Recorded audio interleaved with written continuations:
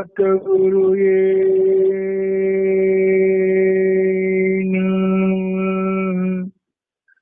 Shri Gurudev.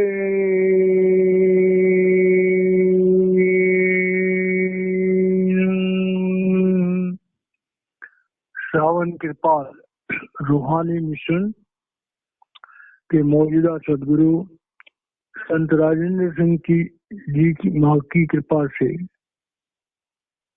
Spiritual talk channel पर सत्संगों का आयोजन हो रहा है। इस सत्संग हम लोग स्वामी शिवदयाल सिंह जी महाराज की पवित्र रचना सार वचन के शब्दों के माध्यम से कर रहे हैं। हमारा बड़ा सौभाग्य है कि वक्त के सदगुरु संत राजेंद्र सिंह जी महाराज जी की असीम कृपा से, उनके रहमो करम से हम लोग इन सत्संगों का आयोजन कर पा रहे हैं। अभी जो शब्द चल रहा है वो है शब्द 19वां, वचन 19वां और शब्द दूसरा, इसका आखिरी भाग है। पहले हम इसका उच्चारण करेंगे और उसके बाद इसके आंतरिक भाव को समझने का प्रयास करेंगे। गुरु का ध्यान कर प्यारे, बिना इसी के नहीं छूटना। गुरु की प्रीत कर पहले बहुरघट शब्द को सुनना। मान दो बात यह मेरी, करे मत और कुछ जतना। मान दो बात यह मेरी, करे मत और कुछ जतना। हार जब जाय मन तुझसे चढ़ा दे, सुत को गगना। हार जब जाय मन तुझसे चढ़ा दे, सुत को गगना। और सब काम जग झूठा त्याग दे, इसी को गहना। और सब काम जग झूठा त्याग दे, इसी को गहना। कहे राधा स्वामी समझाएगा हो अब धाम की शरणा। कहे राधा स्वामी समझाएगा हो अब धाम की शरणा। गुरु का ध्यान कर प्यारे, बिना इसी के नहीं छूटना। प्यारे भाई और बहनों, जो भी मनुष्य उस परम पिता परमेश्वर की आवाज को सुनने के लिए इच्छुक होता है, अपने उस निर्धाम सचखंड के बारे में जानने के लिए इच्छुक होता है, अपने मनुष्य जीवन के रहस्य को जानने के लिए इच्छुक होता है, जो कर्मों के विधान को समझने के लिए इच्छुक होता है, जो इस बात को जानने की इच्छा रखता है कि मैं कौन हूँ, कहाँ से आया, कहाँ जाऊंगा। जो इस बात को जानने की इच्छा रखता है कि संसार में इतनी विभिन्नताएं क्यों है, कोई गरीब है, कोई अमीर है, कोई पढ़ा लिखा है, कोई अनपढ़ है, कोई बीमार है, कोई तंदुरुस्त है, कोई ज्ञानी है, कोई अज्ञानी है, कोई अच्छा है, कोई बुरा है। संसार में अनेकताएं हैं, अनेक विभिन्नताएं हैं, अनेक परेशानियां हैं, अनेक अच्छाइयां हैं। तो ये संसार क्या है? किसने बनाया? कौन है इसे चलाने वाला? इतने विशाल संसार को, जहाँ अनंत अनंत अनंत जीव है। आज की डेट में जैसे कहा जाता है 8 अरब से ज्यादा तो खाली इंसान है, और उसके बाद 84 लाख योनियां हैं, और इतनी बड़ी ये पृथ्वी है। कहा जाता है ऐसे करोड़ों ब्रह्मांड और है। तो भाई कौन है वो जो ये सब चला रहा है? और जो ये सब चला रहा है उसका क्या रूप है, उसकी क्या शक्तियां हैं? तो जब इन बातों को हम जानना चाहते हैं तो हमें थोड़े बहुत जवाब मिल जाते हैं। आज की साइंस जो है वो बहुत सारी खोजें करके हमें बताती है कि चंद्रमा ऐसा है, सूर्य ऐसा है, मंगल ग्रह ऐसा है, पृथ्वी ऐसी है। कुछ बातें जो है वो साइंस उन नियमों को समझ पाया है। लेकिन इस पहेली को समझने के लिए जो सबसे ज्यादा उपयुक्त और उचित साधन है वो है अध्यात्म। क्योंकि एक तो हमारा ये स्थूल जगत है, और उसके बाद सूक्ष्म जगत है। सूक्ष्म जगत में हम लोग सुनते हैं कि भाई भूत प्रेत हैं, यक्ष हैं, गंधर्व हैं, देवता लोग हैं, बड़ी बड़ी अलौकिक दिव्य कृतियां हैं। उसके बारे में महापुरुषों ने जो है अपने सत्संगों में, अपने प्रवचनों में उन दिव्य लोगों का वर्णन किया। तो बड़ी इच्छा होती है कि इन सब चीजों के बारे में हम जानने चाहिए। अब इनके बारे में अगर हम गहराई से मंथन करते हैं तो धर्मशास्त्र में आता है कि जो ब्रह्मंडे सोई पिंडे, जिन खोजा तिन पाया। और पीपा प्रणवे परम तत्व सदगुरु जी रखा है कि वे जो ब्रह्मांड है, सारी रचनाएं जो है वो मनुष्य के अंदर, उसके मस्तिष्क में स्टोर्ड है। ये बात बड़ी समझने की है कि एक आम इंसान अपने मस्तिष्क का 5% भी इस्तेमाल नहीं कर सकता। साइंस की रिसर्चें कहती हैं कि जो साधारण इंसान है वो 5% तक अपने दिमाग को इस्तेमाल करता है। जो बड़े जीनियस है, जिनको हम अद्भुत ज्ञानी कहते हैं, वो 6% 7% अपने दिमाग का इस्तेमाल करते हैं। अब बताइए कि मनुष्य के जो ब्रेन है उसका 92-93% ब्रेन के बारे में हम जानते ही नहीं।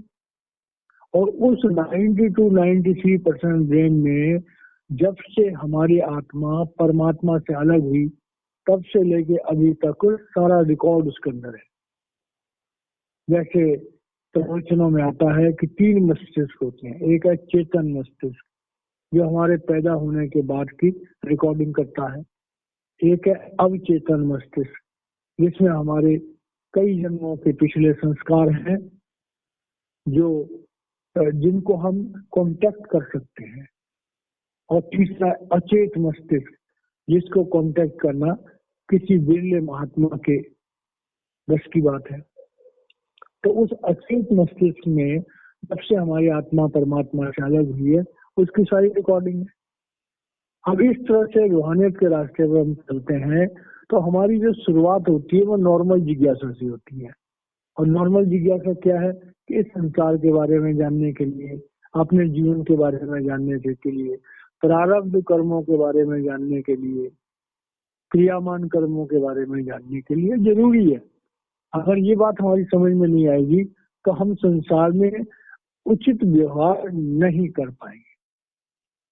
अब जब इस बात का जिक्र आता है तो संसार में जो बाहर की भौतिक चीजें हैं उनको करने के लिए लोगों ने बड़ी स्टडियां कर रखे हैं, बड़ी रिसर्चिंग कर रखी है, हम उनसे ज्ञान प्राप्त कर लेते हैं।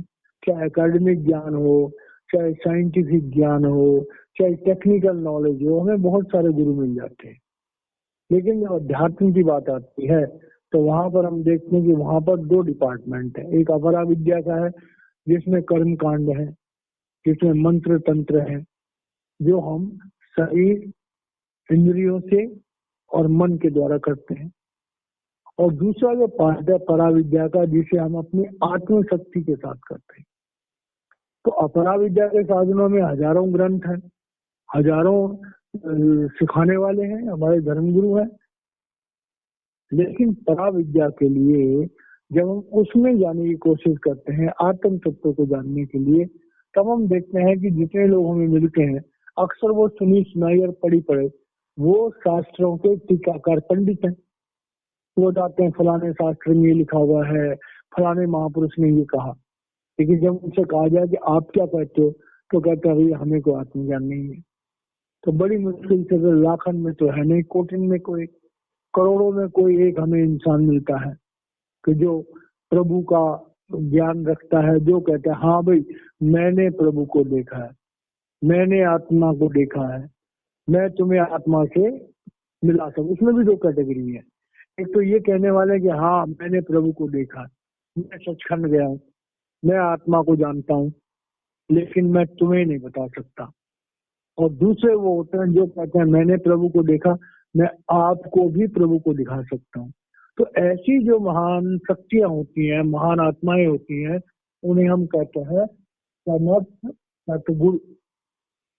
तो यहाँ पर जो हम जो ये स्वाध्याय कर रहे हैं, इसमें जो जिक्र आ रहा है वो आ रहा है समर्थ सतगुरु का। और समर्थ सतगुरु क्या है कि जिसके शरीर में, जिस मनुष्य शरीर में वो परमात्मा स्वयं बैठा काम कर रहा है। अलख पुरुष की आरसी संतन ही की दे, और लखा जो चाहे अलख को इन्हीं में लख ले। तो उस परमात्मा के रहने की जगह, ब्रह्म बोले काया के ओले, काया बिन ब्रह्म क्या बोले। तो जिस शरीर में बैठा हुआ वो परमात्मा स्वयं काम करता है, उसे हम सदगुरु कहते हैं। अब वो देखने में इंसान लगता है और उसकी ताकतें परमात्मा की हैं।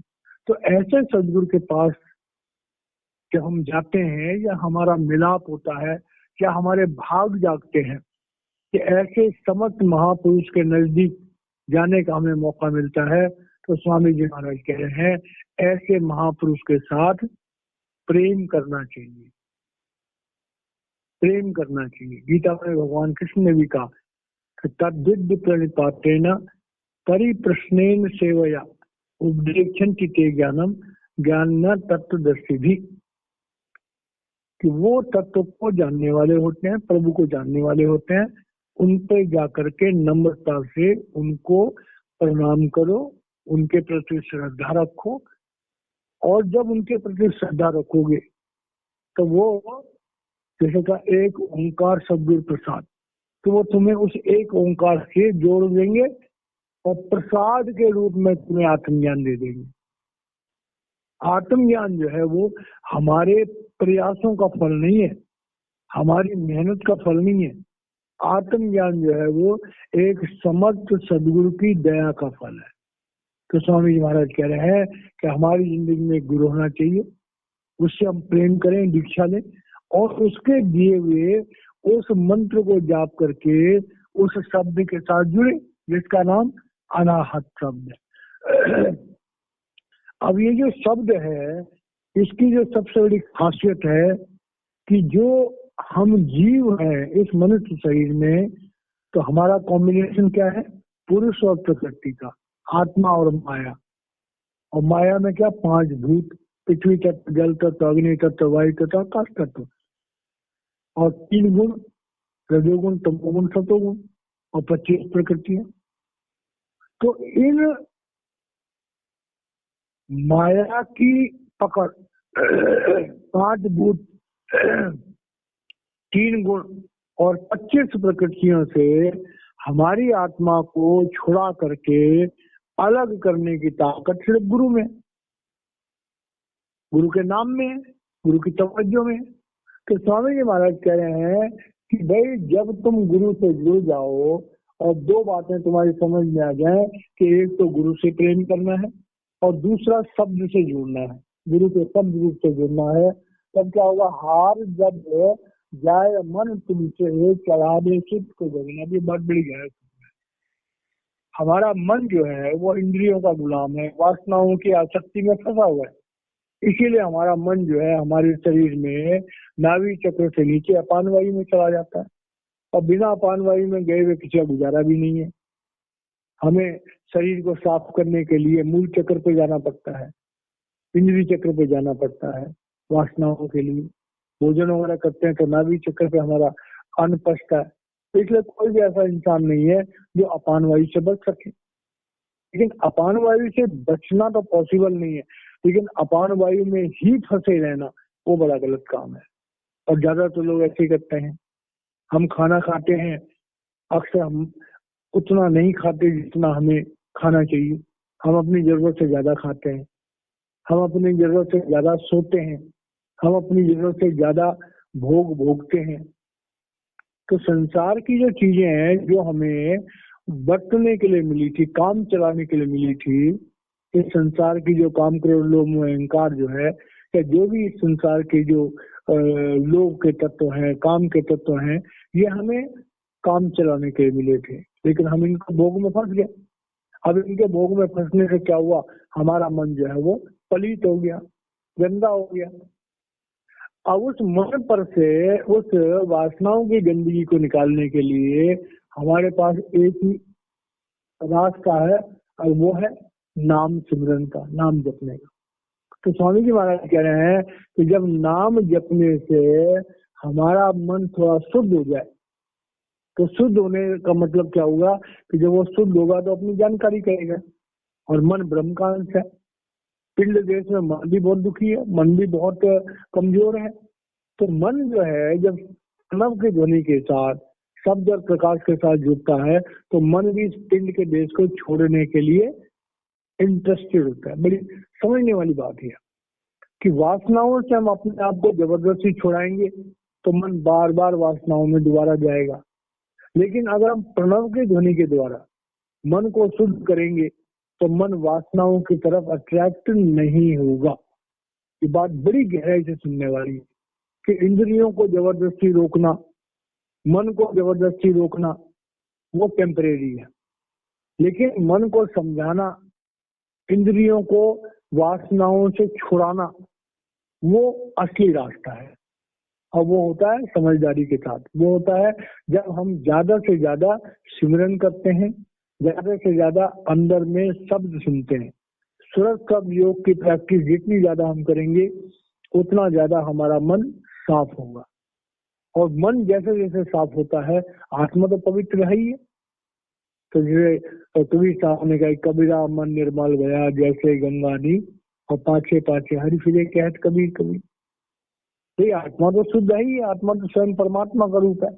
गंदगी तो मन पे लगी हुई है। अब मन की गंदगी जैसे साफ होती है तो उसको हम कहते हैं मन हार गया। मतलब मन ने अपनी वृत्ति को वासनाओं से हटाने की अवस्था प्राप्त कर ली। अब हमारा मन वासनाओं से हट गया। तो वासनाएं कहाँ पर है, नाभि चक्र से नीचे। कामी क्रोधी लालची से भक्ति ना हो, और भक्ति करे को सूरमा जाति वर्ण कुल खोए। तो जब हमारा मन जो है अपान वायु से हट जाता है तो समान वायु में आ जाता है। तो समान वायु हो गया नाभि चक्र से लेकर हृदय चक्र की तरफ। तो हमारा नाभि चक्र से हृदय चक्र की तरफ जाते हैं। तो जैसे हमारे सनातन धर्म में कहते हैं ओम नमः शिवाय। तो ओम नमः शिवाय इसीलिए कहते हैं कि हमारी आत्मा जब नाभि चक्र से लेकर के और हृदय चक्र की यात्रा करती है तो उस समय के लिए ये मंत्र जो ओम नमः शिवाय का पहले जो है वो ज्ञानी लोग दिया करते थे लोगों को। और लोग अपनी यात्रा को नाभि चक्र से लेकर के अपान वायु से हटा करके समान वायु में जाते थे, और उसके बाद प्राण वायु में जाते थे। तो जब हम प्राण वायु में जाते हैं तब जाकर के हमारा क्रोध भी खत्म होता है, तो स्वामी जी महाराज कह रहे हैं मन को मारने का मतलब या मन को हारने का मतलब कि जब मन जो है अपनी वासनाओं की तरफ से अपनी वृत्ति को हटा लेता है, और जब वासनाओं की तरफ से वृत्ति को हटा लेता है तो आत्मा का तो स्वभाव है ऊपर की तरफ को जाने का, तब उसकी दौड़ जो है ऊपर की तरफ को होती है, तब वो आत्मा के साथ जुड़ता है, और आत्मा के साथ जुड़ने से जैसे होता है वो एकदम से आगे चक्र पे आ जाता है। गगन जो है आत्मा चक्र आज्ञा चक्र से ऊपर भी है, गगन वैसे सहस्रार को कहते हैं, ब्रह्म की चोटी को कहते हैं। तो कह रहे हैं स्वामी जी महाराज कह रहे हैं कि इस शरीर में से अपनी आत्मा को बाहर निकालने के लिए हमें मन की शुद्धि करनी होगी, क्योंकि प्रभु के विधान के मुताबिक इस पिंड के देश में आत्मा और मन दोनों बुरी तरह जकड़े हुए आपस में, दोनों को ही बाहर आना होगा, अकेली आत्मा बाहर नहीं आ सकती। तो इसलिए जब मन शुद्ध होता है नाम जपने से, तो मन जो है उसकी वृत्ति जो सात्विक होती है तो वो भी अपने अंडी रूप में प्रकट हो जाता है, हमारे आज्ञा चक्र पर जो है वो अंडी मन प्रकट हो जाता है। इसीलिए महापुरुष बार बार कहते हैं कि वे भजन सिमरन करके अपनी आत्मा को आज्ञा चक्र पर एकाग्र करो। जब एकाग्र होता है तो वहां पर अंडी मन प्रकट हो जाता है, हमारा अंडी शरीर प्रकट हो जाता है, आत्मा का अंडी शरीर और मन का अंडी मन प्रकट हो जाते हैं। वहां पर गुरु का मूरी स्वरूप प्रकट हो जाता है, सब स्वरूप प्रकट हो जाता है, और उसके बाद आत्मा और मन दोनों जो है वो गुरु के साथ ऊपर की तरफ चढ़ते हैं। तो चढ़ा दे सूरत को गरिमा, मतलब कि भाई मन भी ऊपर चलता है तो हम पिंड से अन्न से ब्रह्म तक जाने की पोजिशन में आ जाते हैं, ऐसी हमारी अवस्था हो जाती है। अब आगे कह रहे हैं कि और सब काम जग झूठा त्याग दे इसी को गहना। अब ये बात समझने वाली है। तो दुनिया में हम क्या करते हैं, बड़ी बहुत सारे काम करते हैं, जैसे हम प्रभु के रास्ते पर चलते हैं, हम मंदिर जाते हैं, पूजा करते हैं, उसके बाद तीर्थ यात्राएं करते हैं, माला जपते हैं, व्रत रखते हैं, बहुत सारे काम करते हैं। तो कह रहे हैं कि भाई शरीर के द्वारा जो क्रियाएं हम करते हैं मुबारक है, शुरू में करनी पड़ती है, उसके बाद मन से मंत्र जाप करते हैं वो भी करना पड़ता है, लेकिन जब आत्मा जागृत हो जाती है तो उसके बाद हमारा क्या होता है कि हमारी आत्मा का बाहरी रूप जिसे हम ध्यान कहते हैं, तो हमारा ध्यान जो है, जब हमारा ध्यान एकाग्र होने की अवस्था में आ जाता है तो हमारा ध्यान अंदर के शब्द के साथ जुड़ जाता है, तो इसे कहते हैं सुरत शब्द योग। तो स्वामी जी महाराज कह रहे हैं कि भक्ति के रास्ते पर सुरत शब्द योग जब शुरू होता है तो वहां से हमारी रूहानी यात्रा शुरू होती है, क्योंकि उससे पहले तो इंद्रियों को रोकना, दमन करना, मन को एकाग्र करना, लेकिन जब शब्द सुनने की अवस्था आ जाती है तो उसे हम शब्द योग कहते हैं। फिर जो भी भाई बहन है या जो भी कोई इंसान है, जो भी प्राणी है, जब अंदर में शब्द प्रकट हो जाता है तो वो शब्द की धुन के पकड़ में रहता है। तो रूहानियत में जो है ये अवस्था बड़ी इंपॉर्टेंट है। तो जब हमारा अंदर में शब्द खुल जाता है, भले वो हमारी मुक्ति का साधन नहीं है, लेकिन अनाहत जो है, अनाहत शब्द जो है हमारी आत्मा को ब्रह्म की चोटी तक ले जा सकता है। इसीलिए कहा जाप मरे अजपा मरे, और अनाहत भी मर जाए और सुरत समाधि शब्द में कई काल न खाए। तो वो अगली अवस्था आती है कि हमें अनाहत शब्द से सार शब्द में जाना पड़ता है, जहाँ पर मन हमारे साथ अलग हो जाता है। तो स्वामी जी महाराज कह रहे हैं कि सुरत कम योग के रास्ते पे जब तुम चलोगे तो ऑटोमेटिकली जो है वो एक समय आएगा जब गुरु के नूरी स्वरूप के साथ तुम ब्रह्म को पार करने की अवस्था में पहुंच जाओगे।